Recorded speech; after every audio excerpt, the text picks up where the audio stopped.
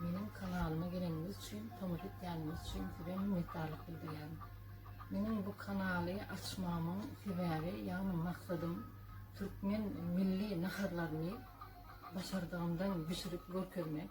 Şimdi yaş gelinlerimi de dışarı yurtta, öz yurdumuzda okuyan taliplere kollarına olmak. Yani şolara bir nime teydan yetse katı beğenirdim. Benim videolarım baradaki maslahatlarınızı, fikirlerinizi aşağıdaki komentarlarda, yani Türkmen sayfamda, tasvirlerde yazmanızı xahiş ediyorum.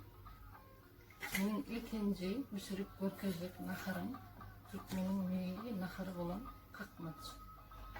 Kakmacı toylarımızda bu kuvvet bilen pişirilen öğlemde mihman gelenle bir çayın yanına ikinci naharı da pişiyençe kakmaç davet koyarız. Kakmaç pişirmek için gerekli rahat kızıl et kakmaca koyuluşuna. İki yokacık dilimleyen kaklayar. Yine koyunun eti var. Koyunun, buğdunun eti.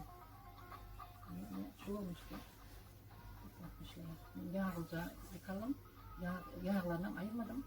Sebebi malum yağım adama yürü.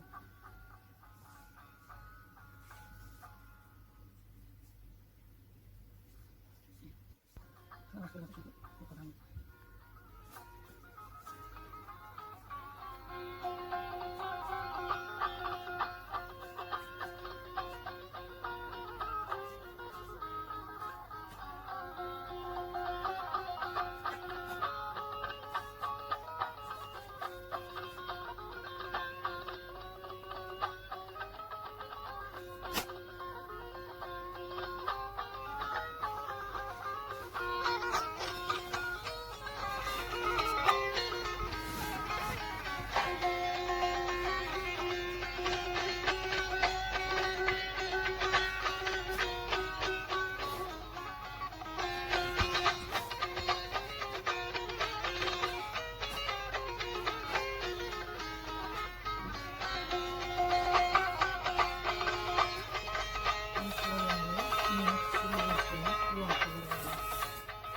Yumurtanın içine koyup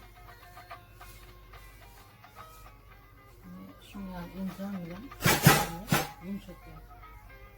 Eğer malın eti, olarak malın eti, eğer yaş malın eti, onu tutmam.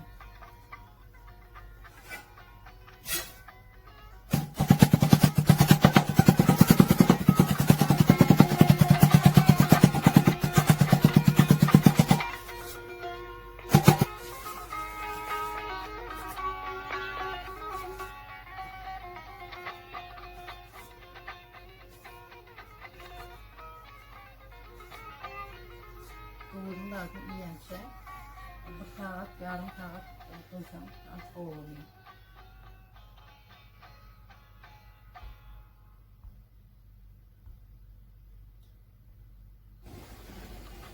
Şimdi yağım sonra kızdı. Büyük de kızını sıkmaya. Bunu bitmiş.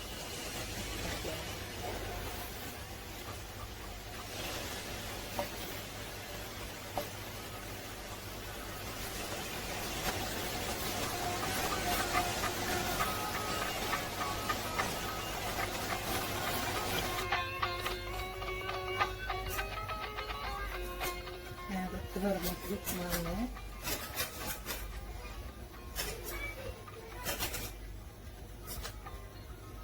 Bu da şunu koyalım. Böyle su çıktı. Şimdi şu suyunu etlimde pişirmeli. Yumuşayan ortada kapağını yapacağız. Etimiz unlu pişti. Evet. Kızartacağım. Kızarıyorum, sonra bırak. Sağlayalım. Ne mehriban tomurcuları katmacımı tayyar. Aşağı gönderdim. Ne var abi.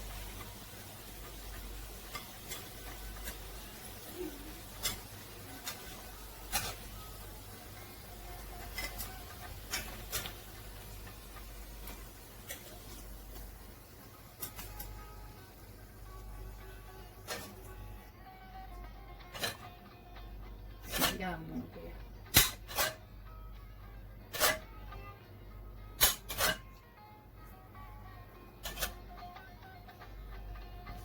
Ne mehriban tomurcularım. Katmaç pişirilişini gördünüz. Sizin pişirip görün.